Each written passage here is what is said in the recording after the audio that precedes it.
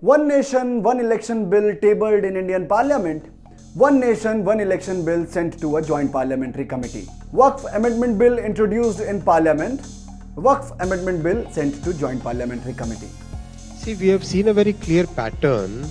Just before a parliament session is to begin, something comes up. Well, this seems to have become Modi government's new strategy in its third term. The promptness with which the government has sent both the bills to JPC certainly raises eyebrows. After all, the Sangh is all about pushing reforms. BJP leaders say that the decision of sending these key bills to the JPC was taken to forge larger consensus. But many ask, doesn't it delay the process of crucial reforms? After all, what happened to the Waqf Amendment Bill after it was sent to the Joint Parliamentary Committee? Unlike in its previous term, where we saw several bills being passed in Parliament without much deliberations, what has changed this time around? Has it anything to do with the so-called weekend mandate in the Lok Sabha elections? Is this merely the 240 effect? Or is there something else, something more lurking underneath? Why are many reminded of the Modi government's approach towards implementing the Citizenship Amendment Act? Let's decode.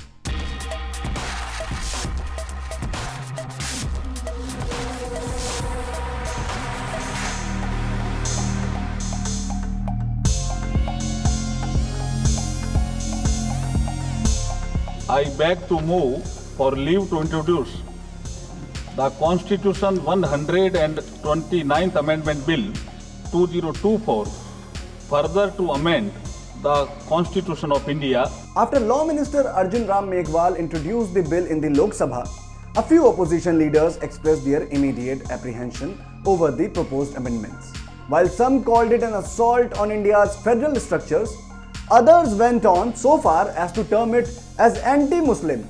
The bills which have been moved by the Honorable Minister of Law and Justice absolutely assault the basic structure of the Constitution and are beyond the legislative competence of this House, and therefore they need to be opposed ab initio, and the introduction of those bills have to be stopped.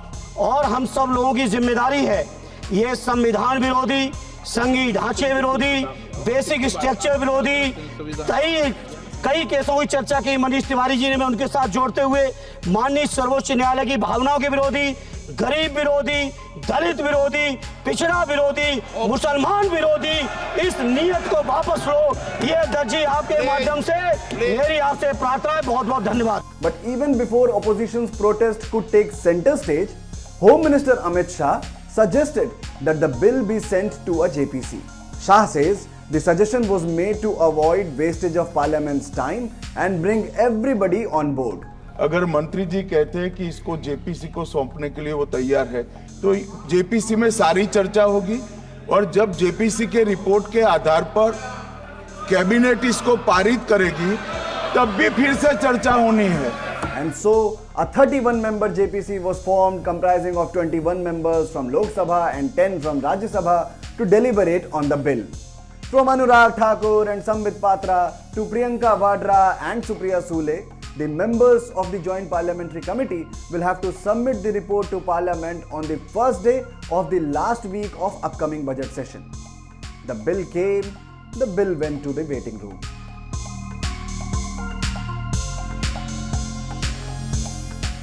Setting up of a Joint Parliamentary Committee to form a larger consensus and to bring everybody on board is a brilliant democratic process. But should that amount to the delay of the reforms, which Prime Minister Narendra Modi himself referred to as revolutionary? With your permission, I rise to move for leave to introduce the Waqf Amendment Bill 2024. When Waqf Amendment Bill was tabled in the House in August this year, a similar uproar had erupted in the Parliament. In order to avoid the disruption of the House, the Modi government had sent the bill to the JPC led by BJP MP Jagdambika Pal. Multiple rounds of meetings, debates, discussions, and even the usage of abusive language and verbal spats failed to bring about a detailed report on the Waqf Bill. Who can forget the glass thrown by a TMC MP at the Waqf chairman himself?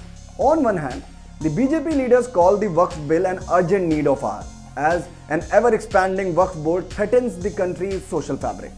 In his speech after the surprise Maharashtra mandate, PM Modi had called the introduction of Waqf as an attempt to appease minorities. संविधान में वक्फ कानून का कोई स्थान ही नहीं है, लेकिन फिर भी कांग्रेस ने तुष्टीकरण के लिए वक्फ बोर्ड जैसी व्यवस्था पैदा कर दी। ये इसलिए किया गया ताकि कांग्रेस के परिवार का वोट बैंक बढ़ सके। But days after the Maharashtra victory, JPC Chief Jagdambika Pal gave in to the demands of the opposition leaders and asked for an extension of the JPC's tenure.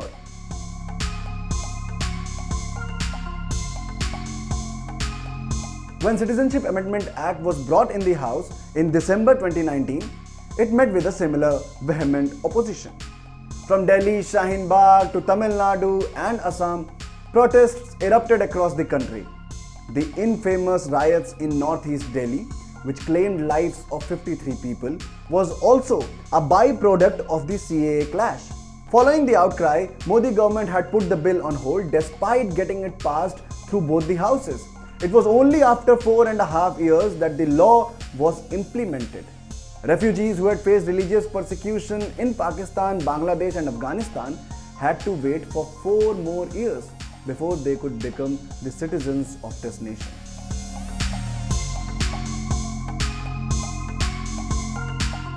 The Modi government doesn't have the brute majority it used to enjoy in its first 2 terms. This time, it depends a lot more on its alliance partners, and hence the stark difference in the government's approach. In the 17th Lok Sabha, a total of 221 bills were passed. More than a third of them were passed with less than an hour of discussion. Just 16% of the total bills were referred to standing committees. Compare the situation now with the figures I just mentioned. And so, the Modi government has sent back-to-back reforms promised in their manifestos to the JPC. And hence the key question remains unanswered. Are the Joint Parliamentary Committees a graveyard of reforms?